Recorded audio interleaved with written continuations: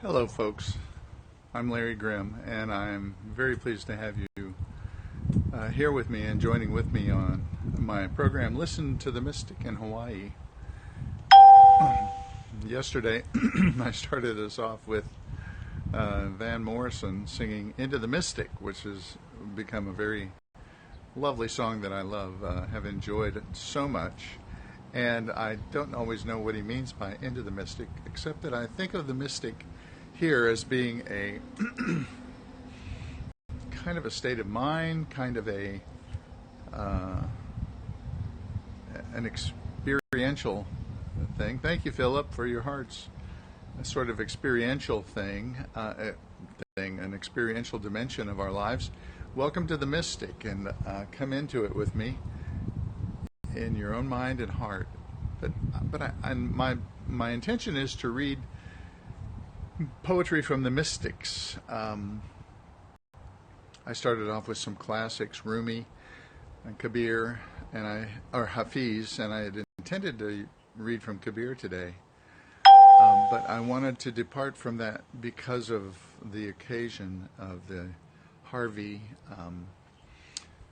in Houston and in that area along the Gulf Coast of Texas and Louisiana. And Houston has been one of my homes. I lived in Houston for 11 years and served Presbyterian Church there as a minister for 11 years on the east side of Houston. So I have a very strong affinity, my family and I do. My daughters both grew up there and have a very strong sense of connection there, I think, from their past. So what's happening in Houston is not simply an event for me. It involves people whom I've loved, and it involves memories and remembrances of some of the fondest years of my family life. And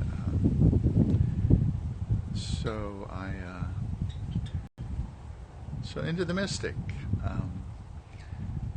So the questions have got to be raised, that we always raise, of what is the purpose of this sort of suffering? What is the purpose and how acceptable is this kind of tragedy in our lives?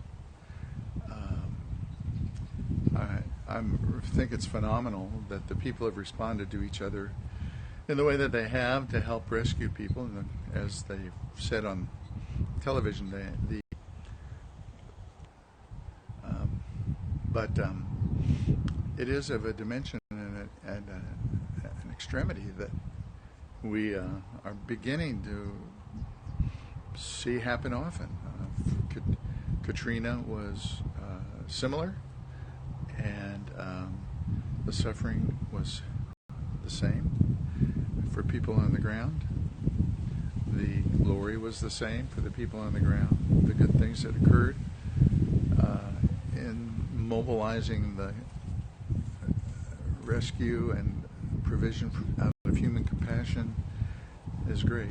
Simone Weil said something to the effect of, when it comes to human need and human caring,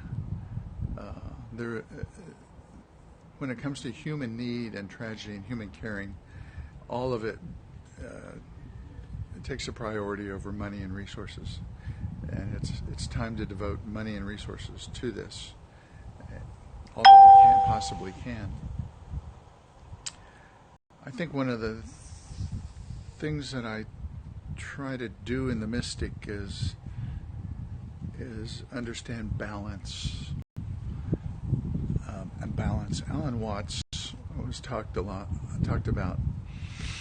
tragedy and negativity in terms of karma, and he was, in one sense, saying karma doesn't mean you're going to get it in the next life, or it doesn't mean that you get payback.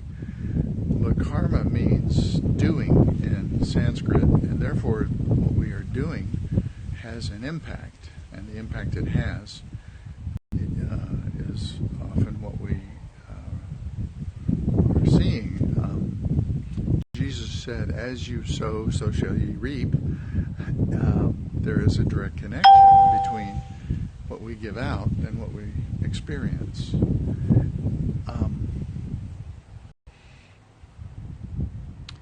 This happens, of course, on an individual level, and we can, all of us, trace in our lives what we have done and how what we are doing may in fact be manifesting in something positive, something negative.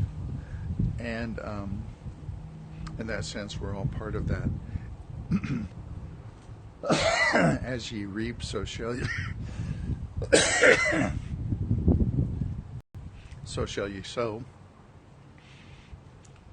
It confuses me in the sense that if that's accurate, Jesus, then how come it seems that I keep sowing some really good things, sowing good seeds, but am I really reaping what is good? Well, that's a matter of perspective too. How do I see what I am reaping? Often it is a matter of identifying what is really present, what is really accurately happening, and interpreting it in terms of what is positive and joyful, rather than the negative. Because I know, I see the negative. I know. Hello, Harmon, Jack, everybody who's joining, thank you so much. I see the negative, and when I look at my personal life and what I seem to be reaping, it's easy for me to see what's lacking, rather than everything that is so positive and present.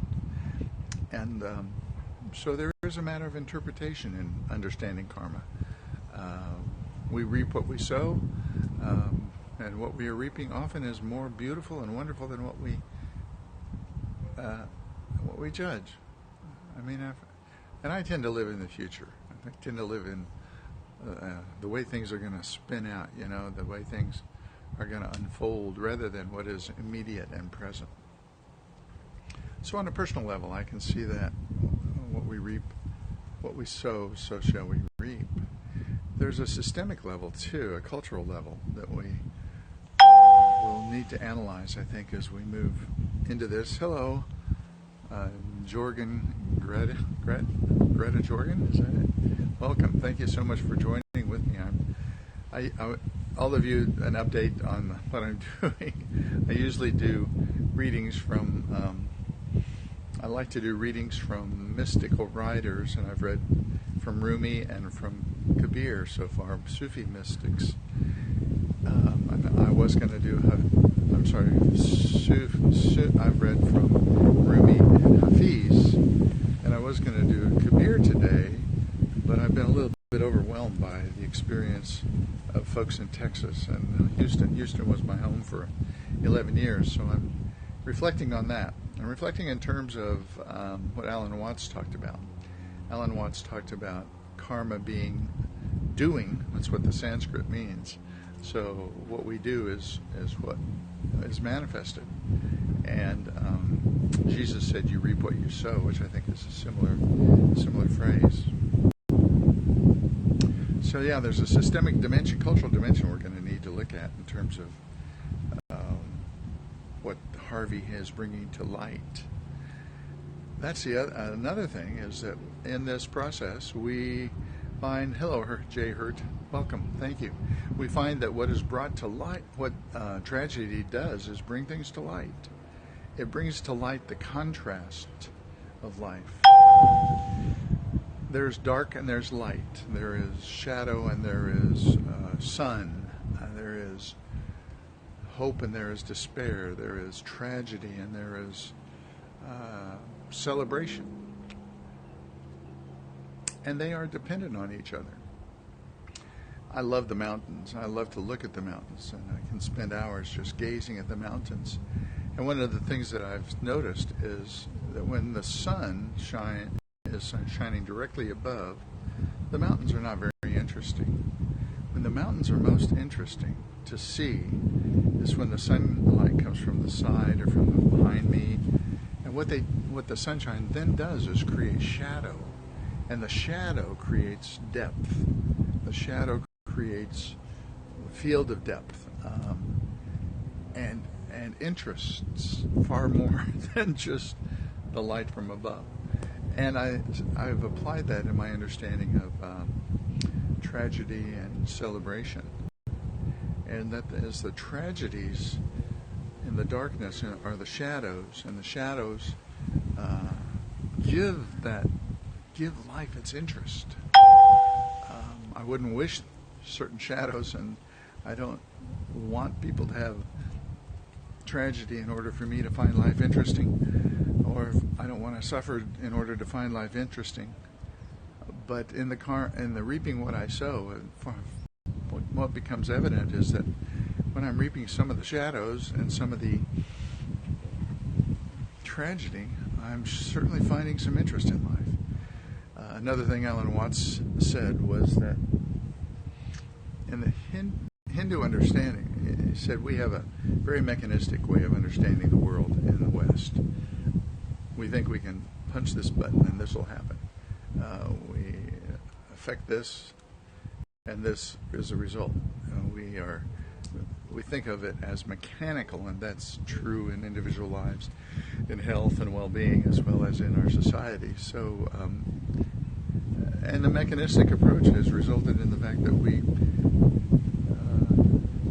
have really exploited our surroundings, our environment, because it's just part of the mechanical understanding, worldview of the world in which we live, and our role and place. Alan Watts says that in the Hindu understanding is that God, the divine, which is everywhere, is playing a hide-and-seek game, and it's a kind of recreation. And the hide-and-seek, yeah, it is very sad, man. The hide-and-seek role experience is God's game, and the game actually has more interest because of the yin and yang contrasts.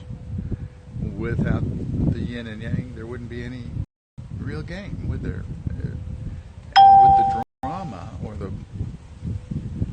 play, as we call our theater, would the play be as intriguing and fascinating if there were no sadness and sorrow and disappointment?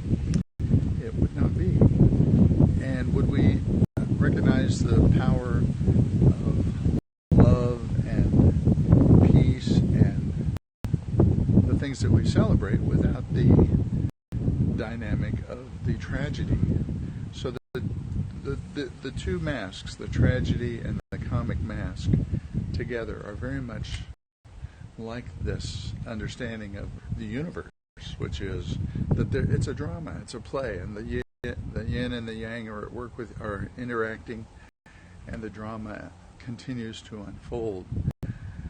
And so this is interesting in that we are going to have a drama unfold around the Gulf Coast rim that we may never have seen in the past. It's going to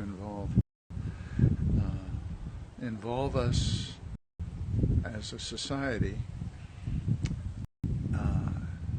in that drama in a new way, and in deep dimensions of reflection, if we'll do it. And I hope we will.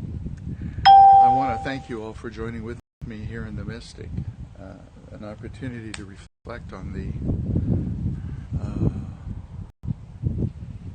inundation that's underway, of the tragedy and human suffering that we see on our TV now in Houston and around the Gulf Coast rim.